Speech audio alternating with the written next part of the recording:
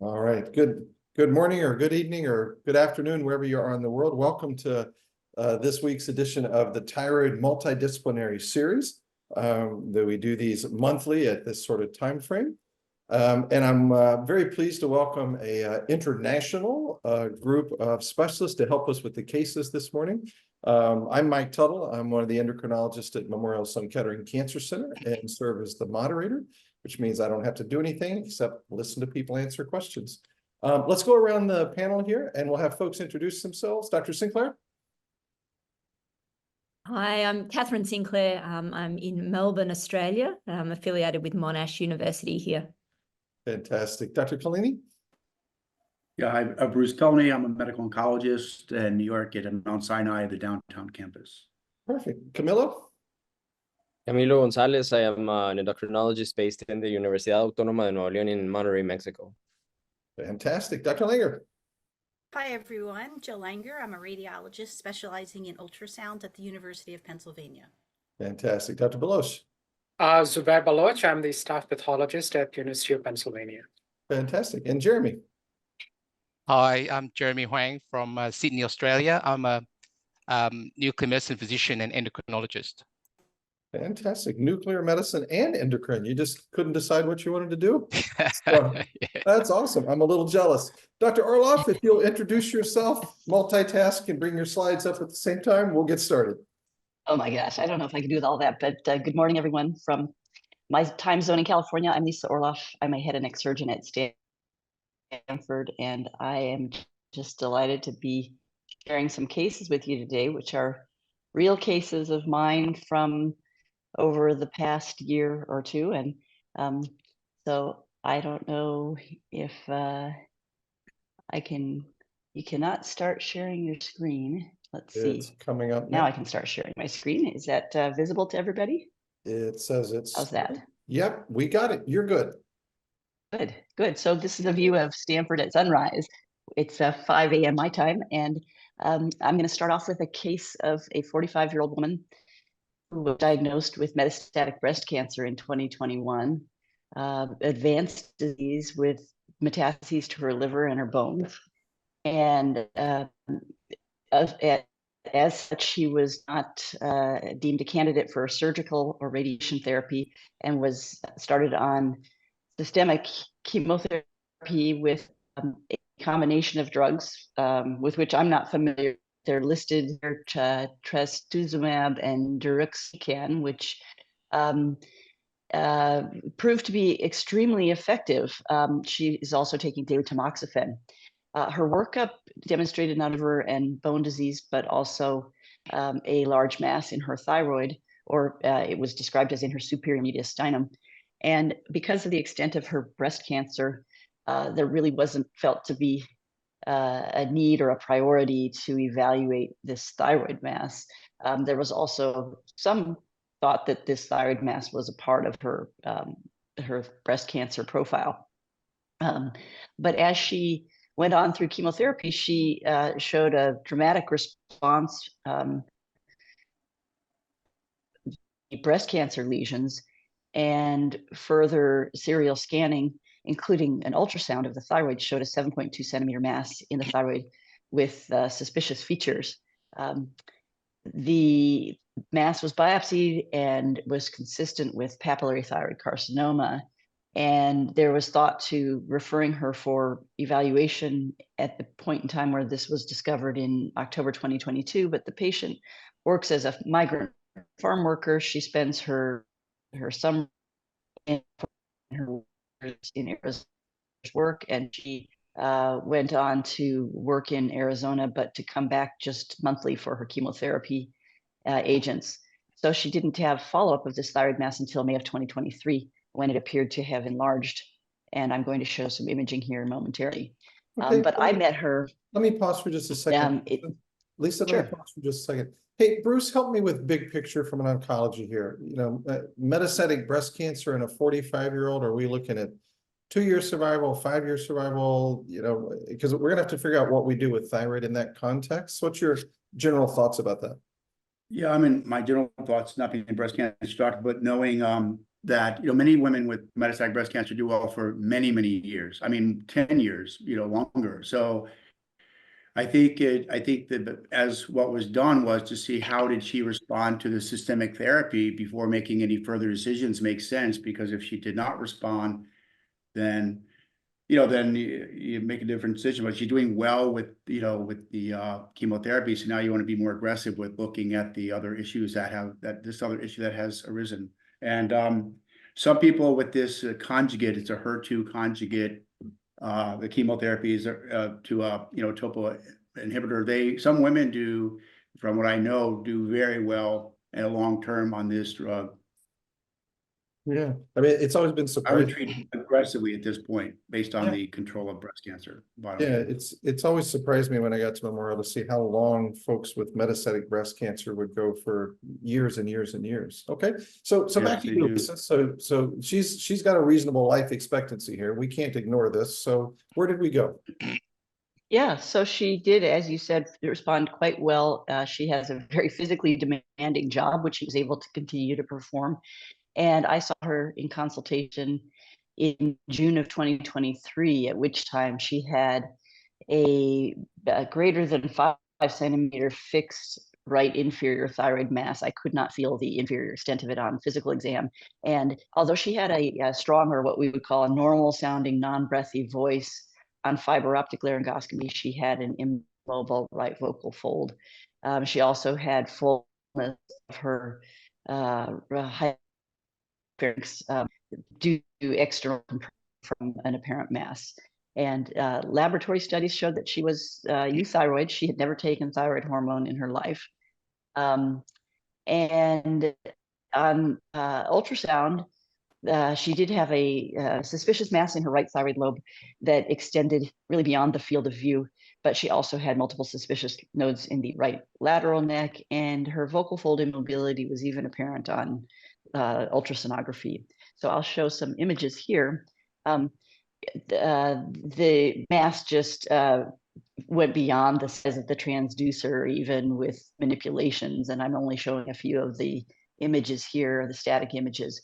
But I don't know if you want me or Jill to sort of describe some of the details that I'm showing here. I guess the one inferior slide, I'll just say, if I can just mention, because it was so striking, is that the trachea is visible in the midline of that inferior view, and there's mass in the left paratracheal space that on dynamic scanning appeared to be continuous with the mass on the right. Jill? Yeah, thank you. Yeah, so, looking at this, obviously quite a large mass on these couple of images, a little bit challenging, but some of the questions for ultrasound above and beyond the lymphadenopathy would be, is there extrathyroidal extension?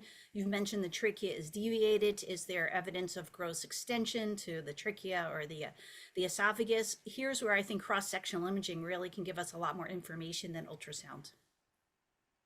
Perfect. Yeah. And Lisa's going to show us that. Thanks. So here, the lack of space, this is just a couple of representative views, a coronal view on the left and a transverse view or axial view on the right, and a pretty impressive obvious mass in the middle, but adherent to, or at least pressing against, numerous large vessels, the carotid sheath vessels, the subclavian artery on the right, and questionable adherence or extension all the way to the prevertebral space. You can see that the trachea on the transverse view is indented, and this mass does sort of insinuate behind the trachea and push over to the patient's left side. So, but there was not any obvious invasion of any of these structures. I think on the coronal view on the left side, you can see a large, I'm not sure if you can see my arrow, but a large metastatic node just lateral to the mass as well. All right, Catherine, So, hold on a second, Lisa. All right, Catherine, what are you thinking here? So 45-year-old metastatic breast cancer, you got these images, sort of think out loud for me here for a second. So this is, this tumor has clearly been growing very rapidly. There are, these are static images, but there's clearly some lack of planes between critical structures and the mass. There's an immobile right vocal fold, so the recurrent laryngeal nerve is involved with this process, hypopharyngeal wall bulging. You'd want to be very sure that this, that this is not invasive into the airway, and you would see that a little bit on cross-sectional image, but you're going to want to examine that airway very, very carefully and have the means to repair it if you're going to go forward with surgery. But basically, this looks aggressive. It looks obviously malignant and with nodal involvement, thyroglobulin in the 300s. It's suggesting to me that there's at least regional disease here as well. Yeah. And Lisa, you'd mentioned her voice sounded fine, but she had a paralyzed vocal cord. Does that happen? Or tell me a little bit about that, because I would think if the voice was fine, we should be golden, but you kind of made a point of that. Do you want me to comment on that? Oh, go ahead, Catherine. Yeah. Yeah. So we say that voice in general is not the most reliable parameter to determine what the vocal fold mobility is, and that's because you can have compensation by the other cord, and also it depends a little bit in what plane the paralyzed cord is sitting in. So if it's in a medialized plane, the other cord will be able to meet with it, and the voice will sound at least objectively relatively normal. Although if you question the patient, they often will have noticed nuances of vocal disturbance. Perfect. All right, Lisa, so let's go ahead and see what happens here. Yeah, thanks. And as Catherine mentioned, this patient had no voice complaints, and even on prompting and questioning, she said, "No, I don't have any trouble swallowing. I don't have any. I'm not bothered at all by any changes in my voice." So I think that the bulk of the tumor also helped to medialize her vocal fold. But as Catherine said, we did have a shared decision in going to surgery to attempt to eradicate this disease. And we started with bronchoscopy to assess the luminal side of the airway. There was no evidence of intraluminal disease. And so we proceeded with a total thyroidectomy, which required a partial sternotomy and facilitated the performance of a bilateral central neck dissection with mediastinal dissection. And as was noted, the expansion and adherence to structures proved very difficult. The tumor was adherent to the vessels, including the carotid artery, the subclavian and arteries, adherent to the esophagus and trachea, but with great difficulty, it could be dissected off of all of these structures. So there was what we surgeons like to call a sort of a desmoplastic reaction, or just a almost melting of tissue planes. At the level of the the membranous cartilaginous junction of the trachea, there was actually disease that removal required creating a small defect in the trachea. And so we repaired that with a local muscle flap. And fortunately, her left-sided laryngeal nerves preservable, and her thyroid glands were preserved, so that she normal parathyroid and not experience any post-op hypocalcemia.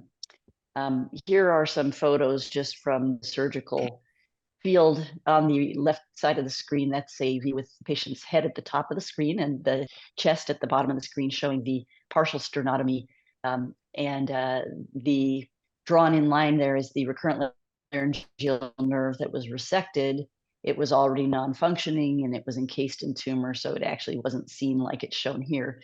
But the trachea is just to the patient's left and to the viewer's right of that, and the carotid artery, subclavian artery, cut off the innominate artery shown coursing across the middle of the screen. So this was after removal of all gross disease, and the gross disease is there on the right side, showing just the extent of the primary tumor extending to the mediastinum and the lymphadenopathy that was incorporated into the neck dissection.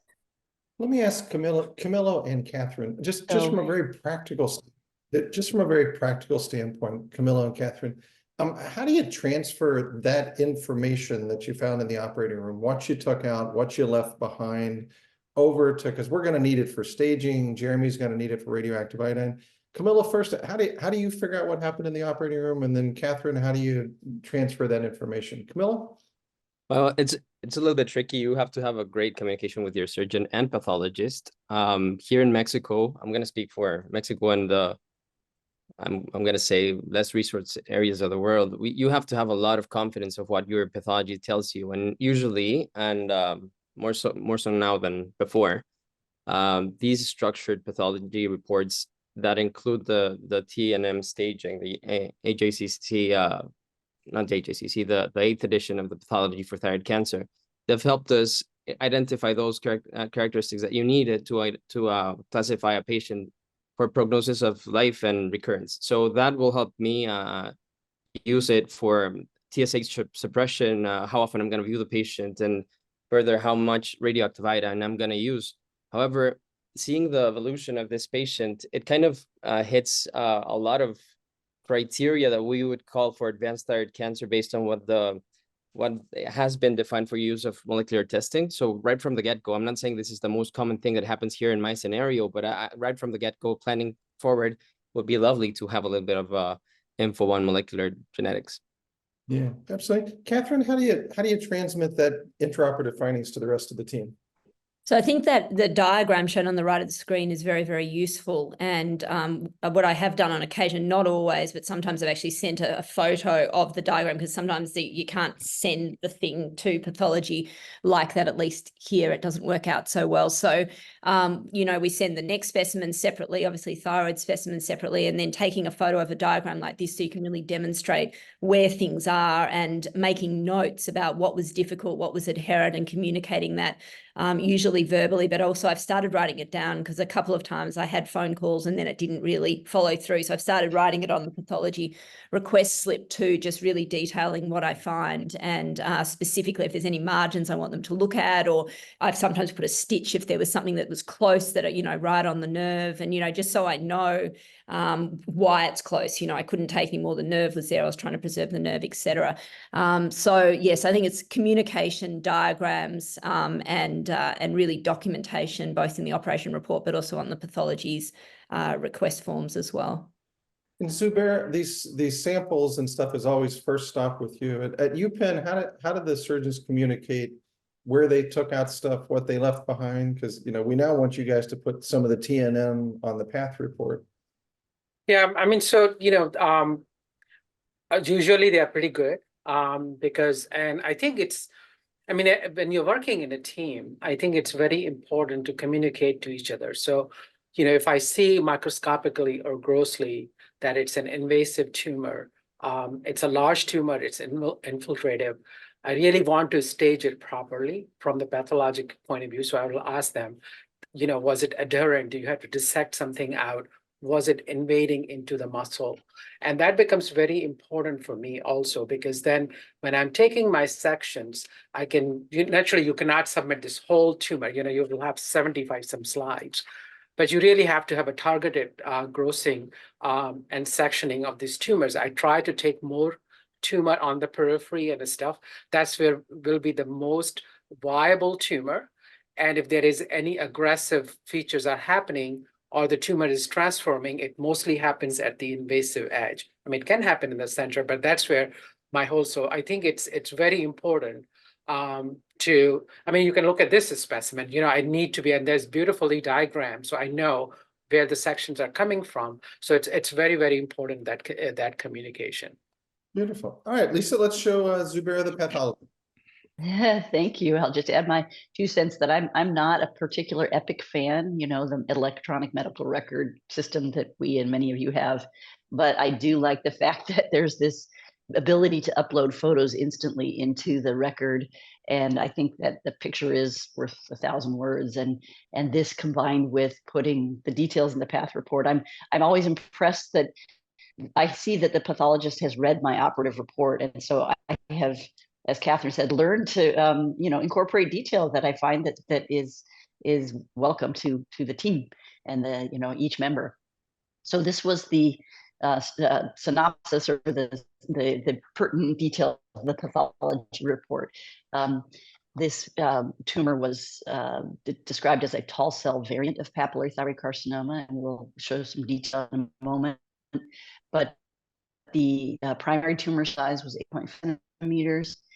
Invasion present, no angio invasion identified, low mitotic count, but necrosis was present, and there was extrathyroidal extension into skeletal muscle, both anteriorly into the strap muscles and posteriorly with some esophageal muscle. And BRAF immunohistochemistry was performed, and that was positive. The surgical margins around the primary tumor were negative, and there were numerous lymph nodes in both the central and lateral compartments that were positive with extranodal extension, which is what ENE stands for here.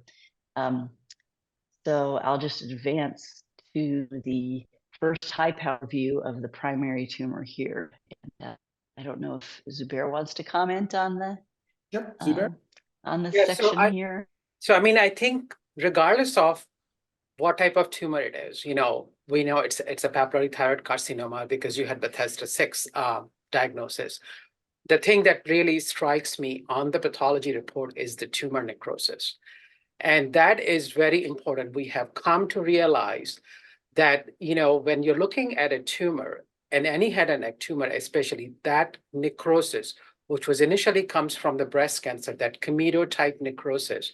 So that means the tumor is really proliferating at a higher rate, and it is initially before 2022 WHO, we had well-differentiated carcinoma and the buck stopped there, and then we had poorly differentiated.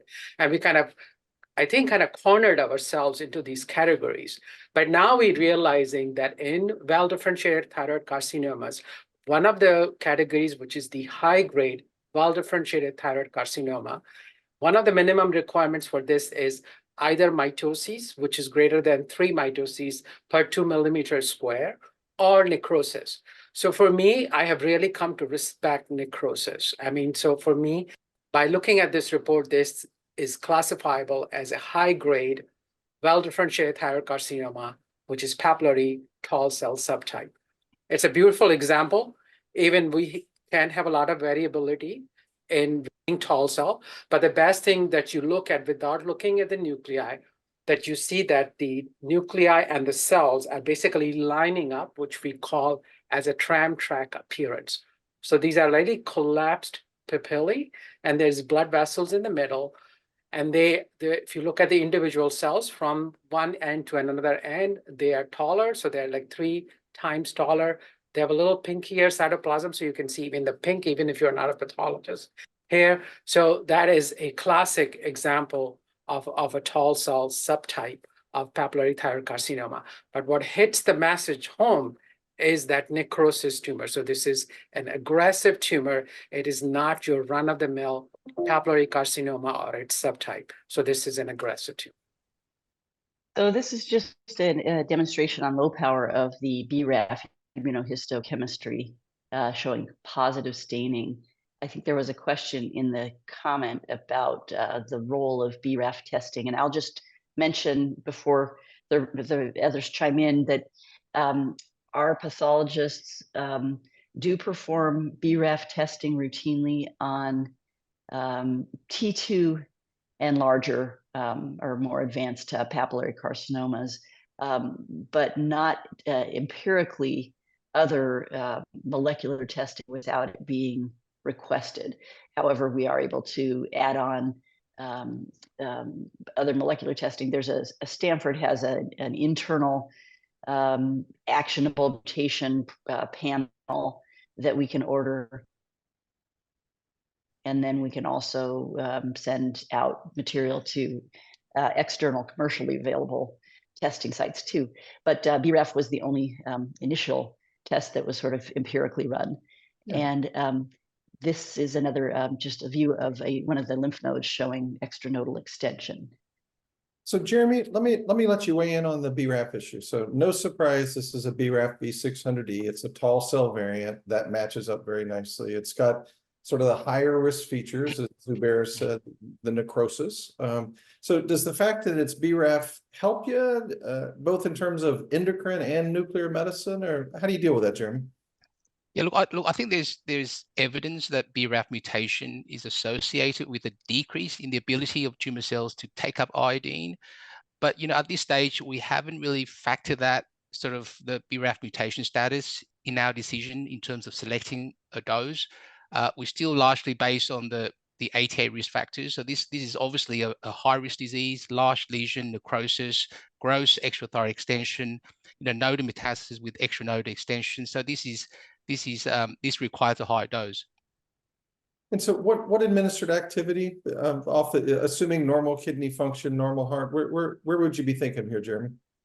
I'd be thinking 150 millicurie or about sort of 5.5 to 6 gigabecquerel. Yep. And Camilo, radioactive iodine here, tall silver. I mean, I think Jeremy said it very well. They're often not very R avid, but sometimes are. What would you be doing in Mexico, Camilo? Totally the same. I mean, the fact that it was in immunohistochemistry, BRAF positive, it kind of makes us wonder if it's gonna have a good uptake. But either way, in the sense of staging, in the sense of treatment, initially, definitely I would agree with 150 millicurie activity. So Bruce, I'm pretty much a radioactive iodine nihilist. I don't think radioactive iodine is going to do much here. I'll give it to her. But should I be thinking about external beam radiation or, gross disease like this, Bruce? Is that something we should be thinking about? For me, I mean, I think that's, consideration based on risk, but I don't know that it would, I think I would, defer to some of my colleagues, but I think, I don't know that it's absolutely essential, but I think you also have to look at this patient is on other, systemic therapy drugs, and I don't know, there could be increased toxicity, and I would be worried about that. So I would want to do, not anything too much extra that may impact systemic therapy, because she's doing so well, and you don't really want interruptions or added toxicity, which clearly can happen with when you're giving chemotherapy. And this is a chemotherapy drug along with the HER2. So I would say there might be some increased risk and cause of delays. So I would be a little concerned in this patient. That's an added complication. Catherine, based on what Lisa told us about scraping off everything, this was touching everywhere. I mean, I'd have been thinking about external beam radiation here. I mean, she's 45. I mean, that's a kind of a big thing. What are you thinking here? I agree. If the prognosis from her breast cancer, which it sounds like she's doing well and she's got, a number of years ahead of her, this is aggressive. This was, stuck to everything. Even margins were negative, but I would definitely be thinking external beam if it's not too toxic for her to have, as Bruce said, with the chemotherapy that she's already getting. And Lisa, let me add two things. One, Mark Persky was wanting to know what her voice is like after your surgery. I think that's a good question. And then number two, for me, if I decided not to do external beam radiation up front and she recurred, is there another surgical salvage option for her, or there's no sort of salvage in the future for her? So I'll answer the easier question first. Her voice subjectively was normal or unchanged post-op. And that's an important point, because even though some people have a preoperative vocal cord paralysis, I tell them that if the nerve has to be resected, that they may lose muscle tone, and when we remove that bulky mass that is serving as a medializing agent, their vocal cord position may change, and their voice can become definitely more breathy and soft or affected. She happened to have already, I think, just adapted well, and there was really no subjective change in laryngeal function. But the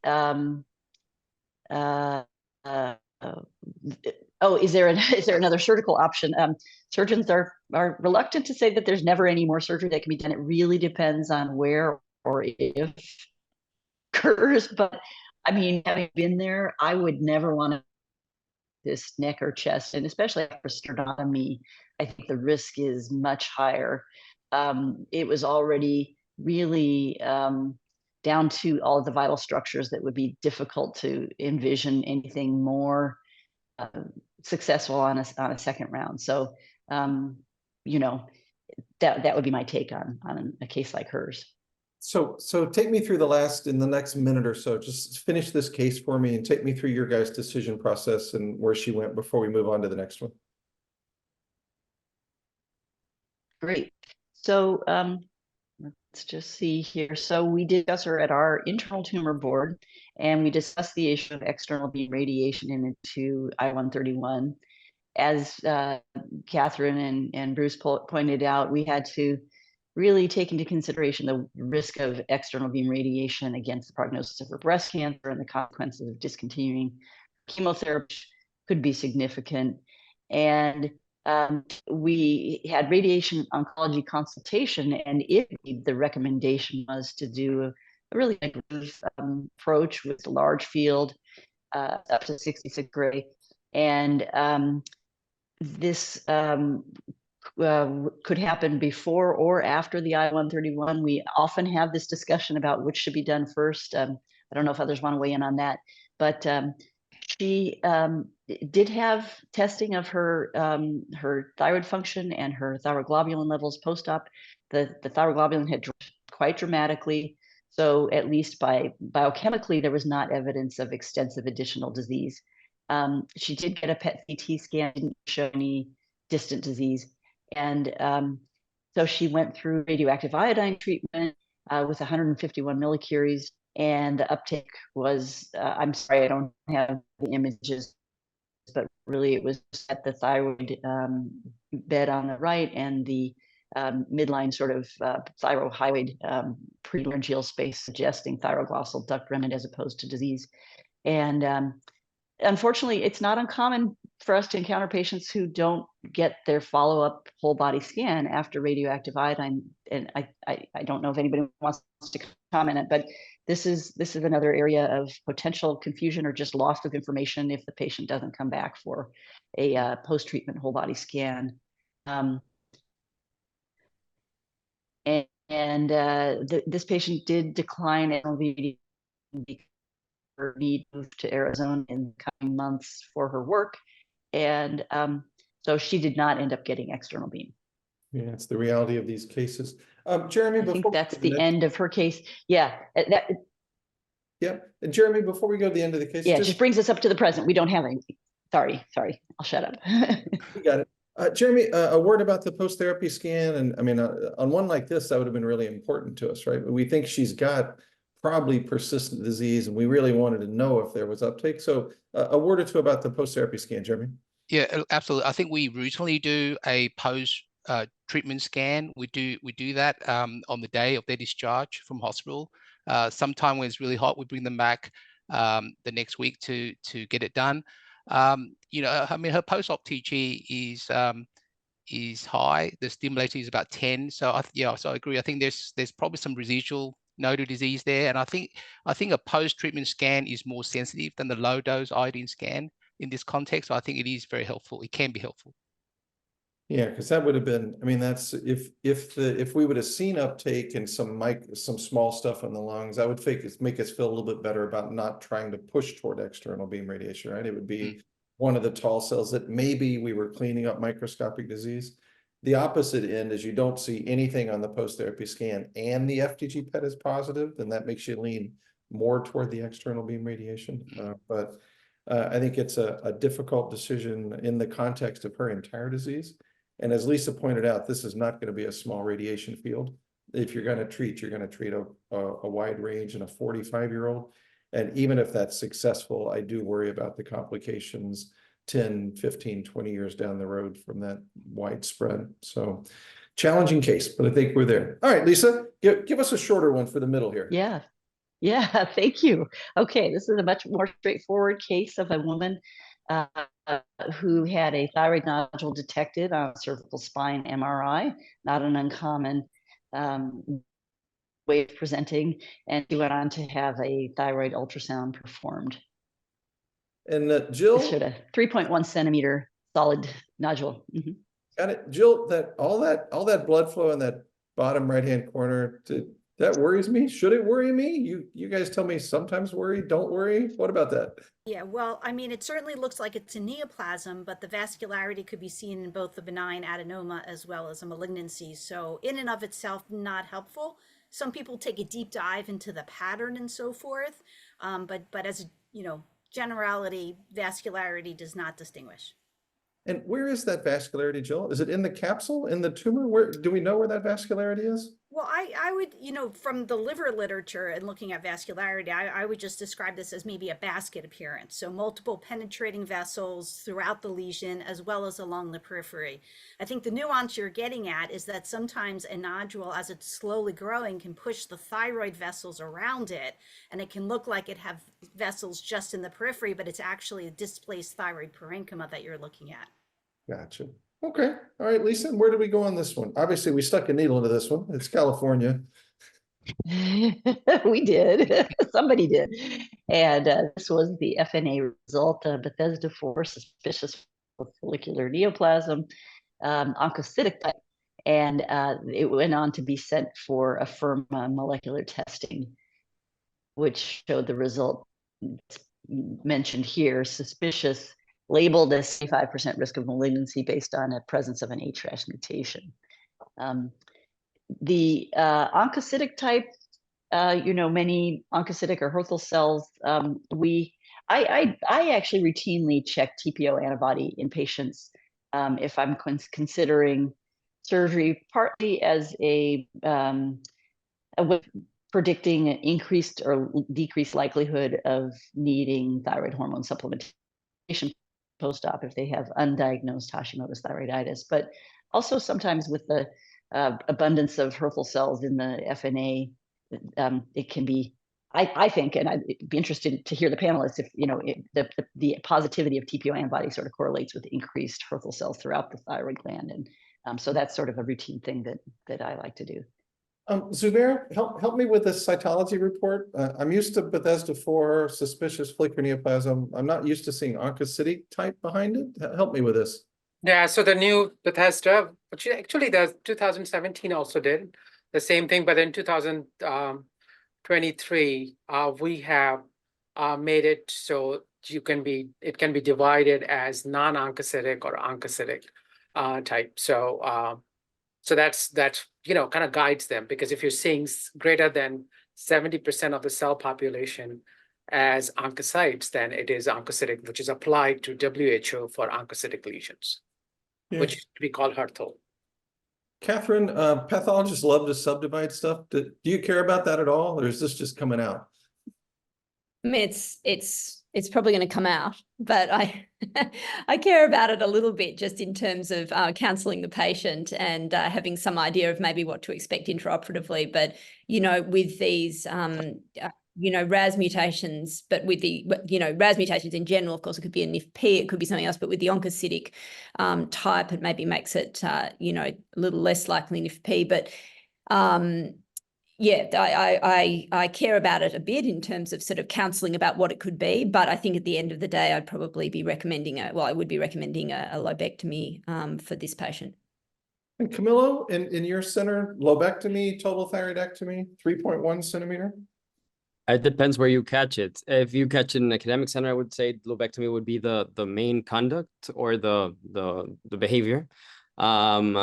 If it was done in an outside of an academic center, most certainly they would go with recommendations that are prior to 2015 guidelines. So total thyroidectomy, potentially even radioactive iodine. But I would say lobectomy is more does the trick. Okay. And Lisa, where'd you go with this one?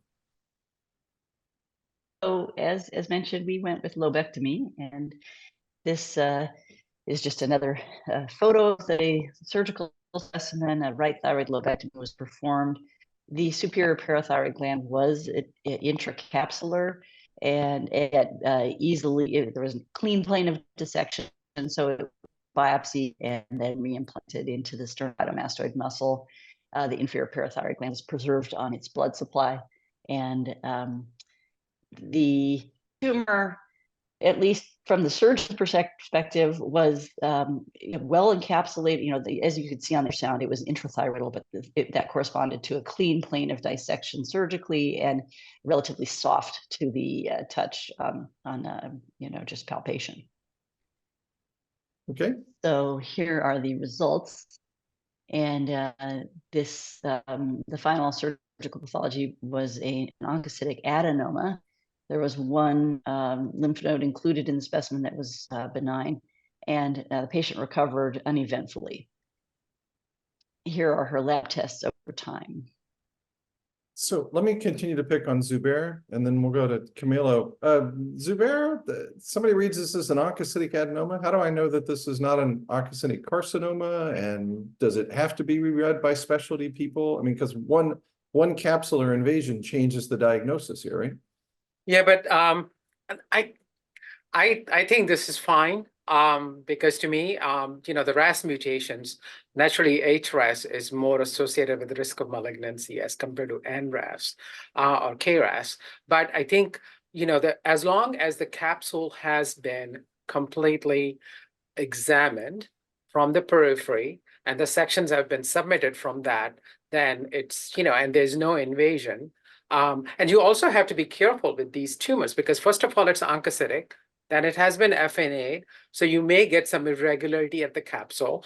So I think if you apply all those criteria and you really do not see that invasion, to me, this I will not request the slides to be. I mean, it does happen, but to me, this should be fine. Gotcha. And just from a real practical standpoint, how do I know if the capsule's been entirely The gross description? When you read the gross description, it will say that the periphery, the capsule, and the tumor interface was examined, and it's completely, and you can see those sections. So reading the gross will tell you if it says 4 representative sections were submitted from a 3 centimeter nodule, there's a problem, right? But if it says that was examined, so I think the surgeons and the endocrinologists need to review the gross description also. Now I got to read page 2 of the path report. You guys just keep adding or the note. adding to my day. You're killing me. Camilo, what are you going to do with their thyroid hormone? So like the first TSH was 11, a month later we're 8. What are you going to do with that? This is a beautiful question. I didn't catch female or male? Female. Okay, so I'm sorry, I didn't put her age, but she's about mid-60s. okay, Young, so being young. that she's not in an age that she would be looking for having family, I wouldn't worry about that too much. I would read this, and I would love to see the free T4. It's just if I read it as a subclinical hypo with TPO negative antibodies, I would lean towards just watch and wait and see if that TSH would normalize with time. Although I've heard a little bit about everything. There's a couple of articles come out from Italy that like to reestablish the TSH values back to what pre-op values were, which kind of defeats the purpose for me because you do a lobectomy just to try to keep people away from levothyroxine. But my sense would be if the patient has a normal T4, is not looking for children, and has no other comorbidity that would be affected by having that kind of TSH, towards 70s, I mean, 7 doesn't scare me at all. Watch and wait.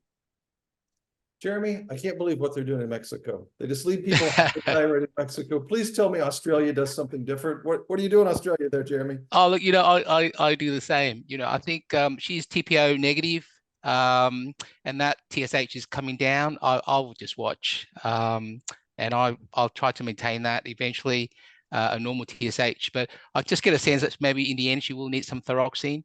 But for now, I just watch. Yeah, perfect. Yeah, I mean, this has clearly changed over the years, right? If you'd asked us 10 years ago, we would have put everybody on. But now understanding that as we get older, it gets higher.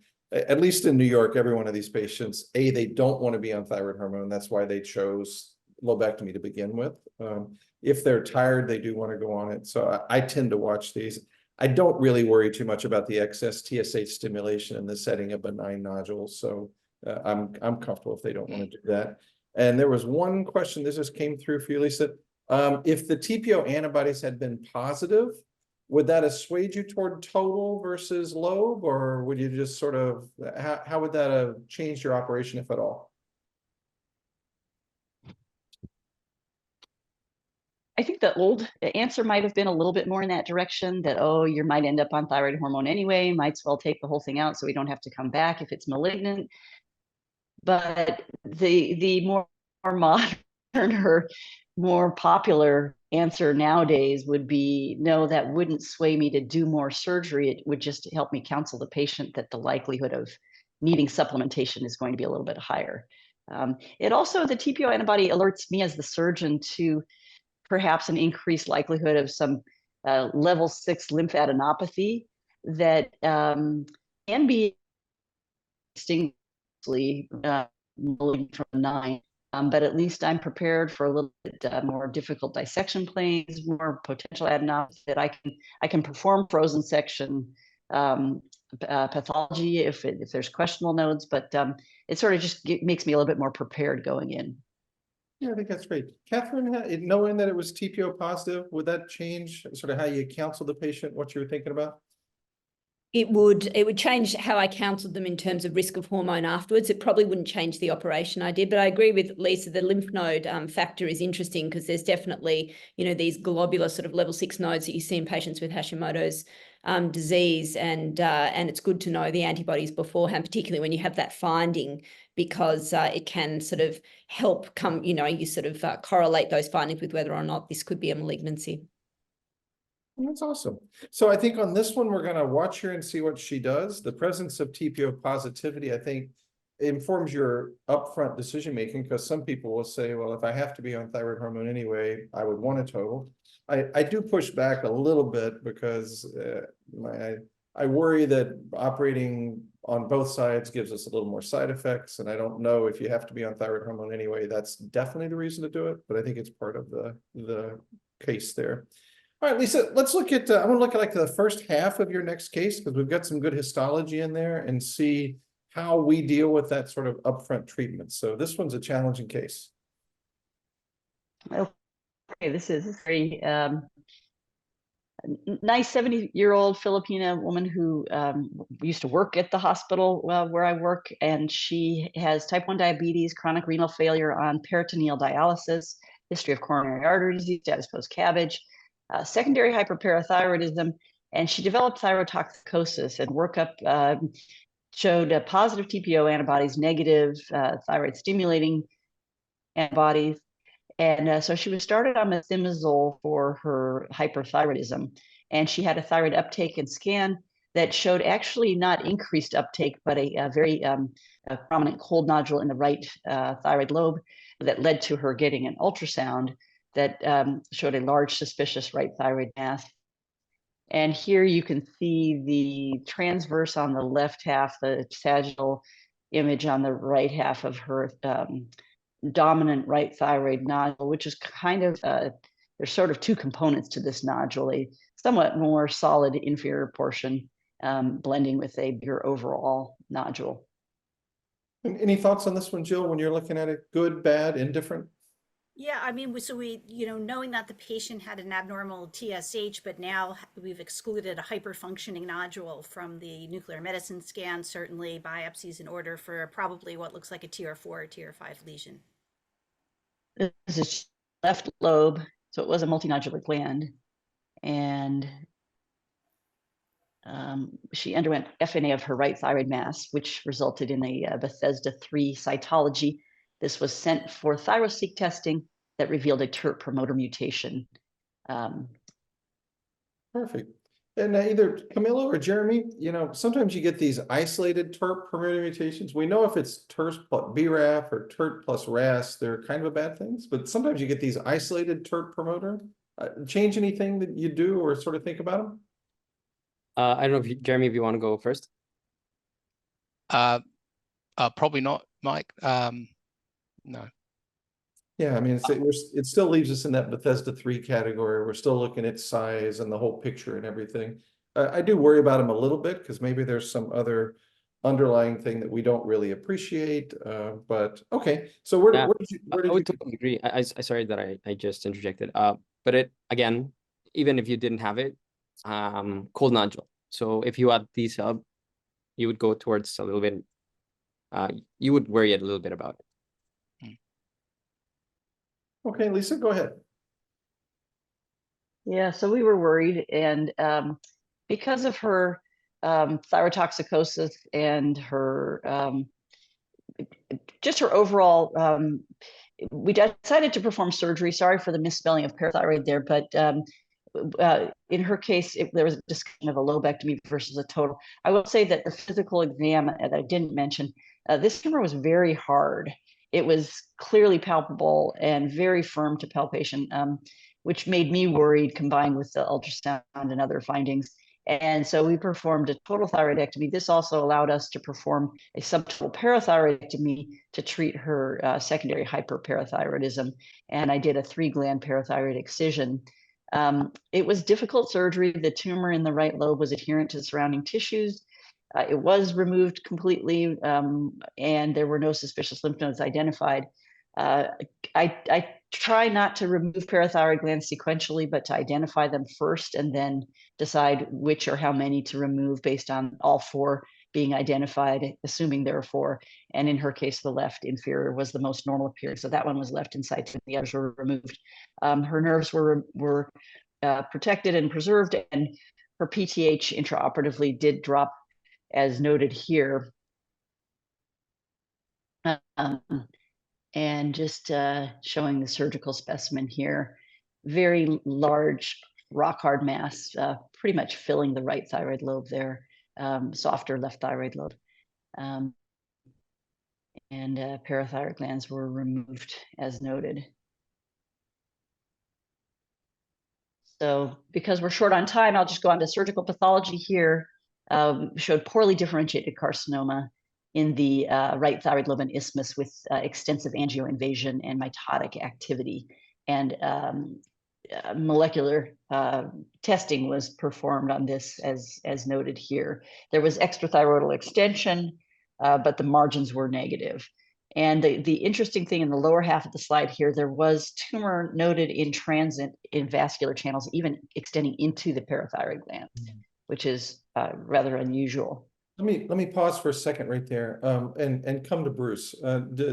Occasionally we actually get sort of the molecular testing up front like this. So the finding that we have an ALK fusion in there, how could that play out as it goes through her life here, Bruce?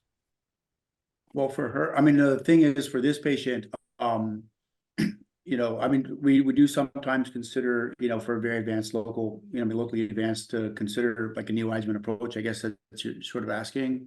So I think, in this case, I don't think there's really many options, because really you're looking at the underlying medical conditions with, you know, knowing that she has renal failure and she's on, you know, peritoneal dialysis, she has coronary artery disease, you know, many of the targeted, you know, we're looking at an ALK, which we don't have as, maybe I don't have as much experience as other things, as if we had like a BRAF or something for very advanced cancers. That would be more exciting to me to consider if we were about surgery, but not for this patient. I don't think for this patient we could offer many, you know, a neoadjuvant, because you're putting a high risk both at, she already has kidney failure, but there are kidney risks, there are cardiac risks with all of these drugs. So she's already got significant issues. For this case, it's not going to add much previously. It's probably good information to have now for later as needed. Exactly. So that if we got to the place in the future, trying to understand where we could use an ALK inhibitor. Of course, Lisa, apparently there are no healthy patients in California, despite what I've heard. All of this is in the context of all these other medical problems. Let's look at the some more about the path report, so we can have Zubair go through that with us. Okay, here's just a few more details, and Zubair, if you can comment on any of these. It's sort of a reiteration of what it was in the prior slide. So I do want to point out that just a very quick back that the ALK fusion was not pulled up on the molecular analysis because the RNA failed. It only had the limited stuff. So you guys have to understand. That's why it was not an isolated third promoter mutation. The fusion failed because the RNA also analysis failed. So key points which are highlighted here: solid growth pattern, mitotic activity, necrosis, and angioinvasion. Whatever label I put it in on, this to me will be in that intermediate grade, you know, the prognostic, the risk group, because this will be, has a mitosis, it fills the, so this will be a high grade follicular-derived thyroid carcinoma, and which has the 2 subtypes that we talked about. The first one, which was the high grade, well differentiated, and poorly differentiated, which is based upon the Turin criteria, which these tumors have a solid growth pattern, chemonecrosis, nuclear pleomorphism, and greater than 5 mitosis per 2 millimeters squares. And it has also angioinvasion. it's totally understandable that this was BRAF negative because it has the ALK fusion in it. So for me, this is, it will be in that category. Zubair, help me, because I'm about to understand this high-grade differentiated versus the poorly differentiated. The solid growth pattern doesn't automatically take it to the poorly differentiated? No, so remember the papillary thyroid carcinomas can be solid. The tumors which have a very, very small follicles, they're sitting back to back. So on the low power, they can look very solid, but they are still maintaining the follicular architecture. This tumor, when you look at it, you don't need to be a pathologist to say this is bad because you see these multiple dark nodules, very infiltrative growth. And in the middle, you see these kind of a follicular structure down at the bottom of it. So this could be either the well-differentiated component or the normal thyroid that is being basically infiltrated or engulfed by tumor. So this tumor by itself, by just at that low power, you look at it, you go like this is badness, right? Because it's a very infiltrative process. Perfect. And next slide there, Lisa. So that shows beautiful solid growth, and then those circles are the mitotic figures, which, you have to kind of zoom in, but it's nicely pointed out that those are the mitosis there. And that's beautiful sitting in the vessel. And you can see that there's a normal thyroid on the top left of it. There's the follicle, and it's actually the beyond it. And this is beautifully sitting in a vessel. The red stuff is the blood, so there's a tumor thrombus. So that's like, it's vascular invasion or angioinvasion. So Jeremy, let me take you. You can go to the next slide, Lisa. Jeremy, we're going to finish with this right here. Yeah, next slide. Lisa. We're going to finish with this because we're now understanding these high-grade, well-differentiated things. So that mitosis and necrosis takes us up a level. That they're in that intermediate risk group there. Radioactive iodine, yes or no? Do we know if these things are avid? How does knowing that high-grade stuff affect what you do, Jeremy? Yeah, look, at our center, we will give the patient the benefit of at least one dose, but we accept that this is a nasty disease, high grade, typically, poorly iodine avid. You often don't see any avidity, and if you do, it's often low grade or sort of a mix where you've got some disease which is non-avid and other sort of areas which are very, very low grade. So we PET these patients quite early. These patients, they often have distant metastases. They progress very quickly, and in particular, they are very PET avid, and so PET scan is a very useful imaging modality up front. Yeah, and Zubair, this one is odd because it's got the ALK fusion, but it feels like a lot of these high grades come down the papillary BRAF V600 pathway. Is that correct, or am I just? It can be, but most of them, if you really look at the classic poorly differentiated, and you're not looking at the tall cells with necrosis or mitosis, they tend to be more RAS. They tend to be more follicular or Hartle, poorly differentiated, which is still kind of rare, but they tend to be more on that. But poorly differentiated component can be seen in a follicular variant of papillary thyroid carcinoma. The tall cell ones are the more aggressive ones. And that's the beauty about this new WHO classification. It takes out cornering a pathologist to really say, we know it's a bad tumor, but you're still calling it just papillary thyroid carcinoma, end of it. So I think now you have included those both categories under that umbrella term, high grade follicular derived thyroid carcinomas, which kind of matches with ATA risk stratification or whatever you use. Yeah. And I think as we do more of this to figure out, are those more BRAF, are those more RAS? Because we see some of the poorly differentiated that are RAS driven concentrated. Most of them are, yeah. They do occasionally. So I think understanding it there, which is great. All right. So we are right up against the hour. It's right now 9 o'clock. We're going to stop right there and say thank you very much for the great discussion. Great cases, Dr. Orloff. Challenging to say the least. And we look forward to having everybody have a great week. And thanks for everybody for participating. Thanks, team. Bye-bye.